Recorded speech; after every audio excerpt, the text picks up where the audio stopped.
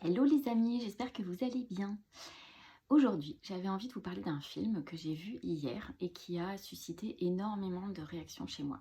Ce film s'appelle Les Rivières et il a été réalisé par Mai Va, qui est d'origine vietnamienne, et où elle part en quête de sa lignée, des mémoires de sa lignée maternelle, et remonte sur des générations.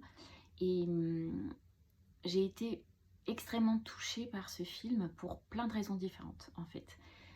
Notamment cette quête de la lignée des femmes, de l'héritage qu'on peut avoir de nos mères, de nos grands-mères, de nos arrière-grand-mères, de la façon dont elles ont pu être maltraitées, euh, de toutes les souffrances non dites qui se transmettent de génération en génération. Donc ça c'est vraiment une partie que je trouve passionnante et ça me touche vraiment.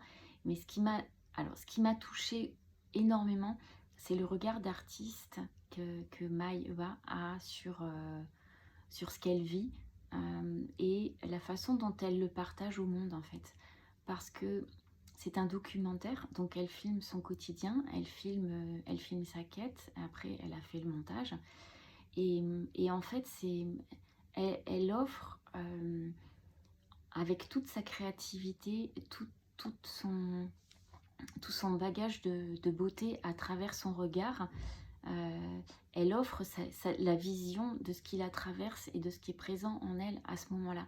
Et en fait, pour moi, c'est extrêmement bouleversant parce que c'est fait avec énormément d'ouverture, énormément d'accueil de ce qui est présent et sans forcément porter un jugement, en fait, sans avoir de parti pris. Et pour moi, un regard d'artiste, un regard de créatif, c'est ça. C'est pas forcément avoir un regard qui va diriger le regard de l'autre, même s'il y a des choses à dire, même s'il y a des choses à partager, en fait. C'est offrir son regard, offrir sa vision au monde et laisser l'autre responsable des émotions que ça va déclencher derrière et de ce que ça va lui permettre de prendre conscience ou pas, en fait. C'est laisser l'autre libre de sa réaction. Et je, en ce qui me concerne, je trouve qu'il n'y a pas forcément énormément d'artistes qui offrent ce regard-là, qui laissent l'autre libre de prendre. Et pour moi, c'est quelque chose d'extrêmement important, en fait. Je pense que on entend beaucoup de coachs, de gens qui disent qu'ils ont envie de changer le monde. Personnellement, c'est pas ce qui va me faire vibrer le plus, en fait. J'ai pas forcément envie de changer le monde parce que je trouve que c'est une charge énorme déjà. Et en plus, il y a toute une part qui m'appartient pas en réalité. Par contre, j'ai vraiment l'impression que quand on touche son intimité profonde dans ses histoires, dans quelque chose qui est vraiment profondément intime et presque secret, mais en même temps qui touche tellement l'humain, qu'en fait ça devient universel. Et pour moi, c'est ce regard-là qui va permettre à la personne qui va recevoir un- la création, en fait, d'être touchée ou de ne pas être touchée, en fait, tout en la laissant complètement libre. Et je pense que de par cette façon-là de faire, effectivement, on peut changer plein de choses. Ne serait-ce que toucher la vie de quelqu'un, toucher le cœur de quelqu'un, ça change déjà plein de choses. Mais pour moi, c'est par cet infiniment petit que je vais y arriver, en fait. Et que si je me dis dans mes créations, ouais, j'ai envie d'impacter le monde, d'un coup, ça devient super mental chez moi et ça va pas toucher l'émotion que j'ai envie de partager, en fait. Donc, je trouvais ça magnifique de voir comment une réalisatrice arrive à toucher ça euh, dans, et à le montrer par une façon de filmer qui peut être quelque part très quotidienne, très ordinaire, mais je dis entre guillemets parce qu'en fait un regard qu'on porte sur la vie ou un regard qu'on porte sur soi ou sur son quotidien, c'est jamais si ordinaire que ça en fait. Parce que dans les yeux de quelqu'un d'autre, ça va être complètement différent, ça va être perçu de façon complètement différente. Et ça va pas être le même ordinaire en fait. On a tous des visions différentes, des points de vue différents. Et, et je pense que, enfin, je trouve que notre créativité, elle se loge vraiment dans le regard qu'on porte sur le monde.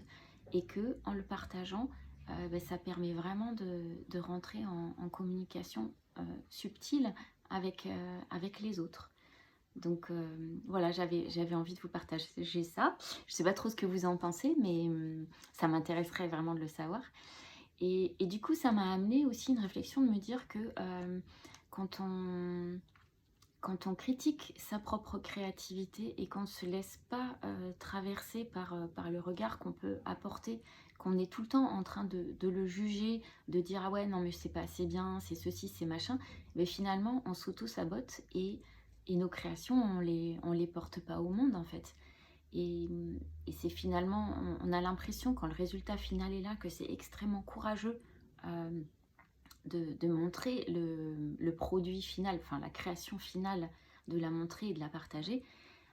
Et ça l'est, je dis pas que ça l'est pas, mais en fait c'est pas forcément un grand courage, mais pour moi ça va être un engagement au départ, un engagement d'écouter l'élan de quelque chose qui est à l'intérieur, qui pousse et qui cherche à s'exprimer, et en même temps plein de micro-courage, de micro-choix du quotidien à avancer vers la réalisation de cette création.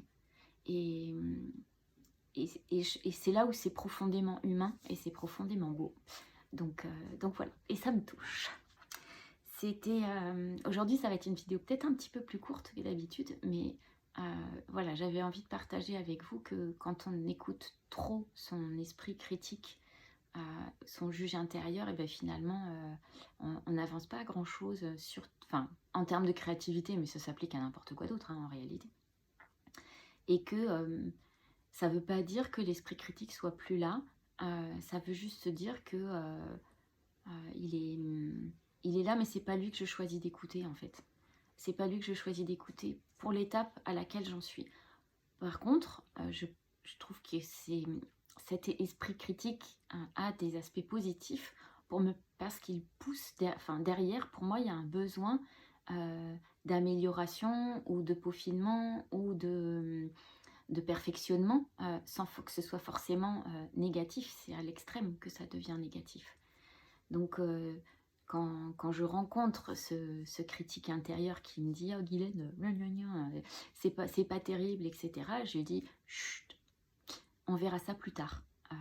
Aujourd'hui, l'élan, il est de faire sortir, de faire émerger ce qui a besoin d'être mis en parole, mis en image, mis en musique, mis en... peu importe en quoi c'est mis, mais j'ai besoin d'accompagner ce mouvement-là et pas de lui dire t'es moche, t'es pas bien, t'es pas assez, t'es machin, t'es trucs en fait. Parce que quand je suis dans ce critique-là, je suis pas dans l'acte de création en fait. Et quand on est complètement présent et engagé dans l'acte de création, et bien quelque part, on n'est plus dans c'est bien, c'est pas bien, on est dans c'est là, c'est vivant. Et j'ai juste envie de le partager quand je sens que c'est le moment de le partager. Voilà.